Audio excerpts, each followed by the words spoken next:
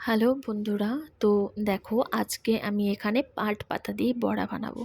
তো প্রথমেই আমি পাট পাতাগুলোকে ভালো করে বেছে নিয়ে ধুয়ে নিয়েছি। এই পাশে আছে চালের গুঁড়ো, আতপ চাল যেটা হয়, তো আতপ চালের গুঁড়ো নিয়েছি।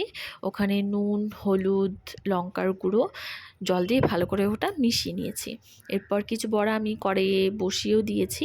তো একটা পাশ হয়ে গেছে, আমি আরেকটা পাশ উল্টে দিয়েছি। এটা একটু হলেই বাস নামিয়ে নিলে কিন্তু রেডি হয়ে যাবে ঝটপট। আমাদের সন্ধেবেলাও স্ন্যাক্সও খেতে পারো, বা ধরো তোমরা দুপুরে ভাত দিয়েও খেতে পারো। তো পাট পাতা অনেকেই আছে পাট পাতা খেতে চায় না, তেতো লাগে নাকি, তো এরকম করে ট্রাই করতেই পারো।